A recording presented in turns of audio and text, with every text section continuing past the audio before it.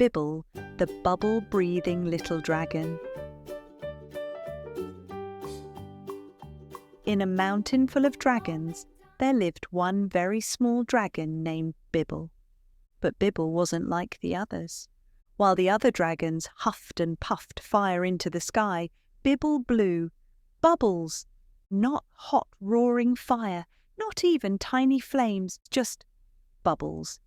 Big ones, small ones, bubbles that floated and popped with a soft plink.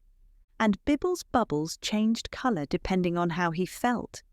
When he was happy, they were bright yellow. When he was sad, they turned a cloudy blue. When he was scared, they shimmered purple. And when he was excited, they sparkled with every colour of the rainbow. But not everyone thought Bibble's bubbles were special. Every day another young dragon named Ember would laugh and tease him. "Look at Bibble," Ember would tease. "He's just blowing soapy water. What good are bubbles going to do?" Bibble would feel a blush creep up his neck, and his bubbles would turn a shy pink. He felt so different, so lost. Every dragon he knew, from the tiniest hatchling to the oldest, wisest elder, breathed fire.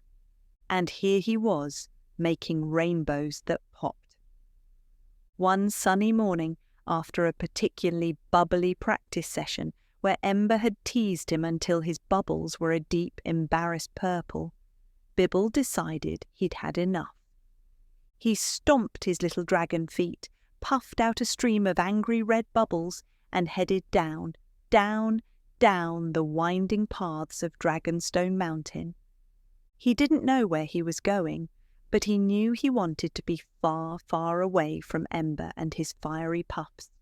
The air grew cooler and smelled of fresh earth and something sweet. Soon he heard a delightful sound, a gentle splashing and giggling. He peeked around a giant mossy boulder. There, in a sparkling crystal-clear spring, was another dragon. But this dragon was unlike any Bibble had ever seen. His scales were the colour of ocean water. He was darting and weaving through the water, sending little splashes high into the air, giggling with pure delight. Bibble, still hiding, let out a tiny surprise squeak. The water dragon stopped his play and looked over. "Hello," the water dragon said, his voice like the tinkling of little bells. "Are you lost?" Bibble stepped out from behind the boulder. "No, not lost exactly," he stammered. I just came down here." He looked at the water dragon. You're not like the other dragons." The water dragon chuckled, a sound that made little ripples in the spring. "And you're not like the other dragons I've seen up here either. My name's Veer. I'm a water dragon." He swished his tail playfully, sending a tiny spray of water over Bibble. Bibble giggled. "I'm Bibble. I breathe bubbles."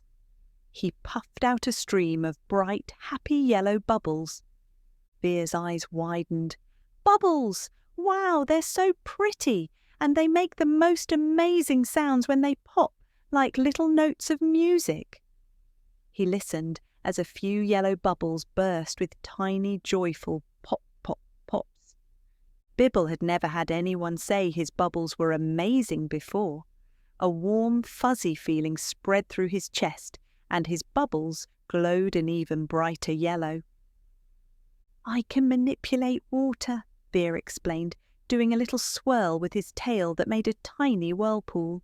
"But I'm still young, so I can only do small things, like turn water into fun shapes." He concentrated, and a tiny shimmering fish made of water swam around his head before wiggling back into the spring.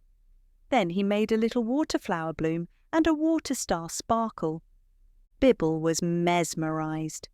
He watched Veer, completely forgetting about Ember and the teasing. They talked and played all morning. Veer showed Bibble how to make water splash, and Bibble showed Veer how his bubbles would float and gently pop, making little musical notes.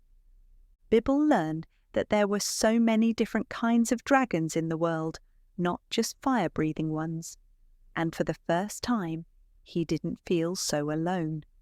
Days turned into weeks, and Bibble and Veer became the best of friends. Bibble would often sneak down to the springs, his bubbles a joyful rainbow of colours. He even started to notice something truly magical about his bubbles. Once, when he wished for a juicy berry, a bubble burst and a delicious plump berry appeared right at his feet. He discovered that his bubbles didn't just show his feelings. Sometimes, when he wished hard enough, they could make wishes come true. One afternoon, as Bibble and Veer were playing, Bibble blowing a stream of hopeful golden bubbles that popped with soft, melodious sounds, they heard a familiar, crackling sound. "Uh-oh." "What's that?" Veer whispered. Around the bend stomped Ember, his scales glinting in the sunlight. He must have followed Bibble. "What's so good about bubbles, anyway?" Ember scoffed, seeing Bibble's golden bubbles. "Listen to those silly little noises. Look at what I can do."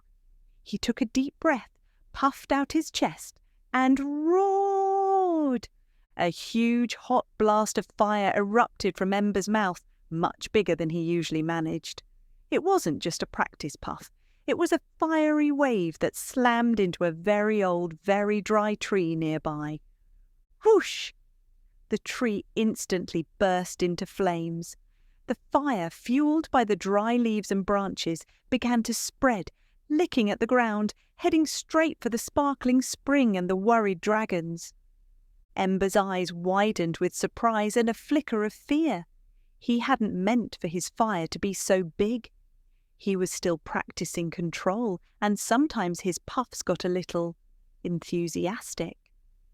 "Oh no!" Veer cried, his blue scales turning an alarmed dark indigo. He started to work quickly, swirling the water in the spring. Tiny water shapes flew out of the spring and tried to douse the flames. But the fire was too big, too strong. Veer was still too young to make big water blasts. His little water shapes were just drops against a big fire. Bibble's heart thumped like a drum. His bubbles were swirling a frantic, panicked red. The heat was intense and the smoke was thick. Ember, usually so confident, was looking scared, trying to puff out little counterflames that just made the fire grow. Veer was trying his hardest, but the flames were getting closer and closer. Then Bibble remembered, his bubbles can grant wishes. He quickly made a wish, a very big wish, to keep his friends safe. He took the biggest breath he could, and out floated one giant, shimmering, multicoloured bubble. "Please, please, keep us safe," he wished with all his might. It was bigger than him, bigger than Veer, and even bigger than Ember. Poof! The enormous bubble floated out of Bibble's mouth, growing and growing until it was large enough to encompass all three of them. It was a beautiful, shimmering sphere of all the colours. The fire raged around them, but inside Bibble's bubble they were safe, encased in a magical, colourful shield. The sound of the crackling flames was muffled and the heat was gone. "Wow!" whispered Ember, his eyes wide with awe, not fear. A swirl of water and wind came from above. Elder dragons, big dragons, water dragons and wind dragons and earth dragons and sky dragons. They worked together to stop the fire. With mighty breaths and splashes and stomps, the flames were finally out. The elder dragons looked at the three little dragons. "You three were very brave," said an old dragon with wise, knowing eyes. "Especially you, Bibble. That was an extraordinary bubble." Bibble, feeling shy but proud, let his enormous protection bubble pop, releasing them into the fresh, smoky air. "Bibble, you did it!" Veer exclaimed, his water turning a relieved, sparkling blue. Ember, for the first time, didn't tease. "I'm so sorry for starting that fire. I didn't mean for it to get so big." He turned to Veer. "Veer, thank you for trying to put it out with your water. You were really brave." Finally, he looked back at Bibble, a small, grateful smile forming. "And Bibble, thank you for saving us with that giant bubble. I'm really sorry I teased you about your bubbles. They're not silly at all. They're amazing." Bibble's bubbles glowed a happy, radiant yellow. From that day on, things were different. Bibble, Veer, and Ember became the best of friends. Bibble learned that being different wasn't lost at all. It was wonderful. And Ember learned that there was more to being a dragon than just breathing fire. There was friendship, bravery, and the magic of wishes that popped with a musical pop, pop, pop. The end.